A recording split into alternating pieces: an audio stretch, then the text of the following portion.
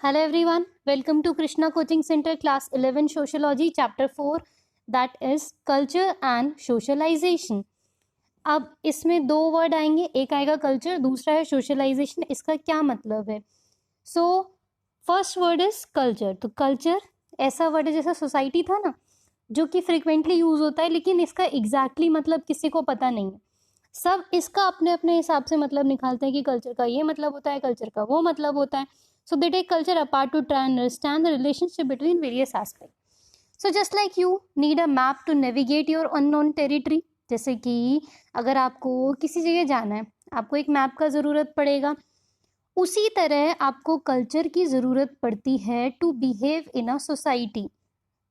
यानी कि simply culture का क्या मतलब हुआ कि how you behave in society. आप सोसाइटी में कैसा बिहेव करोगे, ये चीज़ कौन डिफाइन करवाएगा? ये चीज़ डिफाइन करवाएगा culture.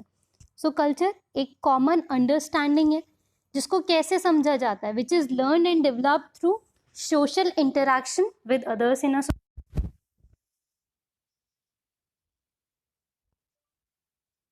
Term. Culture is an aspect which is use कि आप सोसाइटी में कैसा बिहेव कर रहे हो, और आप सोसाइटी में कैसा बिहेव कर रहे हो ये किन किन चीज़ों पे डिपेंड करता है.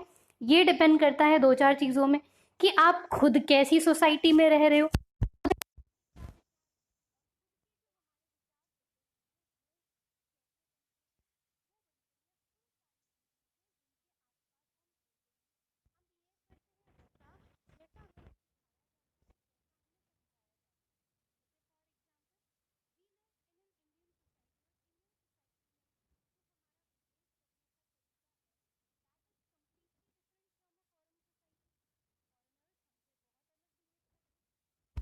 Really know it. So culture एक कॉमन अंडरस्टैंडिंग है which is learned and develop through social interaction with others in society. So एक कॉमन अंडरस्टैंडिंग जो कि एक ग्रुप के अंदर हो सकती है, जो कि एक different family, different culture, different caste के अंदर हो सकती है. लेकिन कल्चर कभी भी फिनिश प्रोडक्ट नहीं होते, क्योंकि they are always changing, always evolving. हमेशा वो बदलते रहते हैं. सो एलिमेंट्स कॉन्स्टेंटली ऐड होते हैं, डिलीट होते हैं, एक्सपैंड होते हैं, श्रंक होते हैं, रीअरेंज होते हैं, जिसकी वजह से कल्चर क्या है, डायनामिक है, यानी कि साथ साथ चेंज होता रहता है. अब जो कैपेसिटी है इंडिविजुअल की कि वो खुद को डेवलप कर सके through a common understanding and to draw the same meaning from sign and symbol, वो डिस्टिंग्विश करेगी ह्यूमंस को एनिमल से. क्यों ह्यूमन को बोला जाता है कि वो डेवलप हुआ है या वो सबसे सुपीरियर है? क्योंकि वो जैसा शुरू हुआ था वो अंत में वैसा नहीं है. अगर आप बहुत पहले का ह्यूमन देखो तो वो पत्ते पहन के जिंगा लालो हुल करते होंगे, बट हम कितने धीरे धीरे सिविलाइज हुए, हमने चीज़ें गेन करी, तो हमने अपने अंदर एडिशंस किए. तो ऐसे ही कोई चीज़ कब हम कहेंगे मच्योर है, जब उसके अंदर हमें एडिशंस देखने को मिलेंगे. सो creating meaning is a social virtue as we learn it in company of others. अब कल्चर हम कहाँ से सीखेंगे? इन फैमिली, ग्रुप, कम्युनिटी, इन सब से ही तो सीखेंगे ना हम. तो we learn to use the tools and techniques. उसके अलावा साइंस एंड सिम्बल्स भी हम लर्न करते हैं. जैसे कई बार एक वही एग्जाम्पल मैं यूज़ करती हूँ कि मान लो मेहमान आ रखे हैं और मेहमानों के लिए समोसे आए हैं, और आपका एकदम ऐसा लग रहा है कि ये समोसे मैं ही खा जाऊँ, तो मम्मी आपको कुछ बोलेगी नहीं. मम्मी जस्ट आपकी तरफ देखेगी और अपनी आंखें हल्की सी, नहीं थोड़ी ज़्यादा, कोकिला बेन की जैसे बड़ी कर लेंगी, और आप समझ जाओगे कि मम्मी आपको क्या कह रही है. सो ये सब क्या है, टेक्निक्स हैं. ये हमारी कल्चर की टेक्निक्स हैं जो हम समझते हैं, हम जानते हैं. So much of this knowledge is systematically. कैसे कैसे आता है? ओरली हो सकता है. अच्छा, कल्चर थ्रू बुक्स भी आता है. कई बार हम बहुत डिफरेंट बिहेव करते हैं as compare to our family. Family जाएगी ईस्ट में, अपन जा रहे हैं वेस्ट में, तो ये कहाँ से है? हमने भाई किताबें पढ़ ली, आजकल तो पिक्चरें देख ली हमने. भैया ज़्यादा ही समझदार हो जाता है बच्चा पिक्चर विक्चर देख के. तो सो फॉर एग्जाम्पल इंटरेक्शन अगर आप अभी नोटिस करें, ये अभी हम छोटा सा एग्जाम्पल देखेंगे, तो उसमें हम देखते हैं. अब देखो, अगर आपको किसी ऑटो ड्राइवर को पूछना होता है तो कोई क्या पूछेगा? इंदिरा नगर.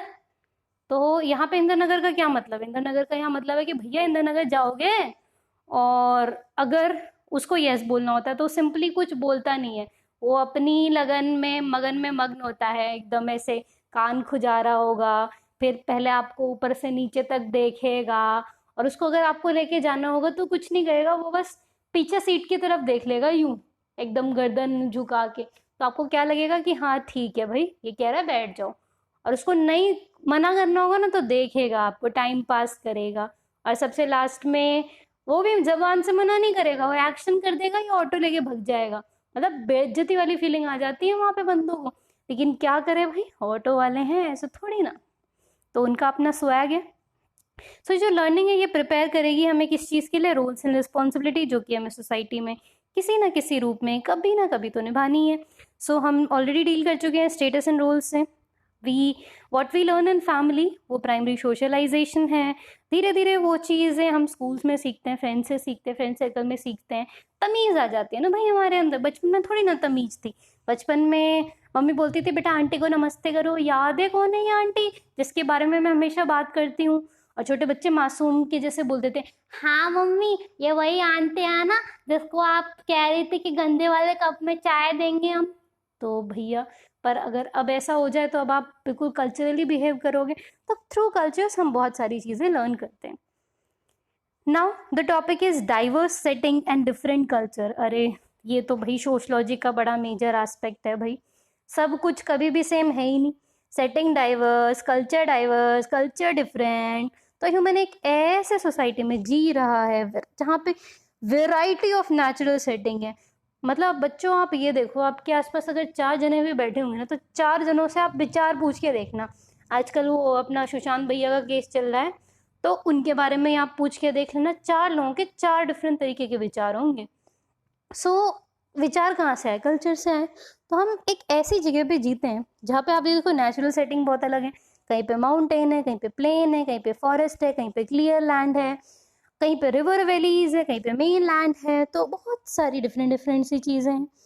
सोशल डेंसिटीज अलग है, कहीं पे विलेज है, कहीं पे टाउन है, कहीं पे सिटीज़ है। इन्वायरमेंट डिफरेंट है, इन्वायरमेंट एडेप्टेशन डिफरेंट है। लोगों की इन्वायरमेंट को कोप करने की स्ट्रैटेजीज डिफरेंट है, जिसकी वजह से क्या होता है, एमरजेंस हो जाता है डाइवर्स वेज ऑफ लाइफ और कल्चर का। अब कोपिंग के मैकेनिज्म, यानी कि किस चीज़ से आप कैसे डील करोगे, वो चीज़ें अलग है।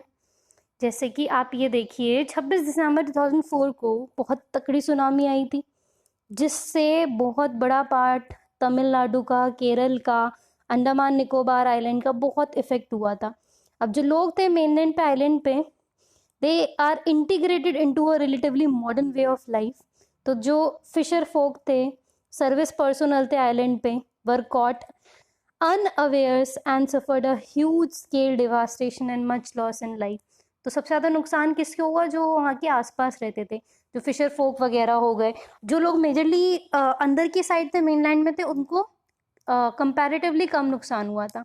ऑन द अदर हैंड जो प्रिमिटिव लोकल कम्युनिटीज़ थी आइलैंड की, जैसे कि ओंजेस, चरावास, अंदमनीज, शोम्पेन्स, जिनको कोई एक्सेस नहीं था मॉडर्न साइंस एंड टेक्नोलॉजी का, foresaw the calamity based on their experimental knowledge and saved themselves by moving to a higher ground। यानी कि जो लोग मॉडर्न थे वो इस चीज़ को भाप नहीं पाए, बट जिनको हम मॉडर्न नहीं बोलते हैं, through their culture, through their knowledge, उन्होंने चीज़ें ज्ञात कर ली कि हाँ कुछ तो गड़बड़ है, और अपने आप को बचा लिया एक हायर ग्राउंड में जा करके। वो पता है सबसे बेस्ट चीज़ क्या होती है? वो जो गट फीलिंग होती है ना मन में, एकदम से किसी चीज़ को देख के आती है, वो सच होती है 100% ऑफ द टाइम। अगर कोई इंसान आपको देख के लग रहा है ना कि यार ये सही इंसान है, तो ट्रस्ट में वो सही इंसान है। पर पहली नज़र में, पहली बार में लगे ना यार इसमें कुछ गड़बड़ है, एकदम से अगर कुछ भी लाइफ में एक्सपीरियंस होता है ना, तो दिमाग को फर्स्ट डे पता होता है कि ये इंसान कैसा है। फर्स्ट डे एक इंस्टिंक्ट देता है वो कि बीवेयर और गो विद इट। पर हम वो सुनते नहीं है। हम क्या करते हैं, हम अपने हार्ट को ऊपर रखते हैं।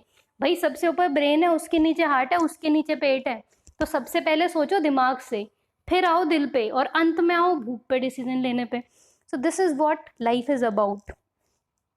सो उन्होंने अपनी गट फीलिंग को समझा और उन्होंने खुद की जान बचाई। तो ये क्या शो करेगा कि वो लोग, वो पीपल जिनके पास एक्सेस है मॉडर्न साइंस का, टेक्नोलॉजी का, जरूरी नहीं है वो सुपीरियर है।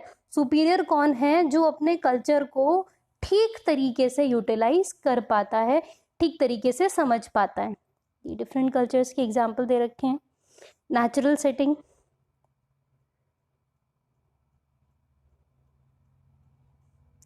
सो दिस वॉज अबाउट कि कैसे जो कल्चर का इंट्रोडक्शन है वो चीज़ क्या है. सो इस पार्ट को हम यहीं तक रखते हैं. इसका अगला पार्ट हम कवर करेंगे अपने अगले वीडियो में. So thank you so much. I will meet you all in my next video. Thank you.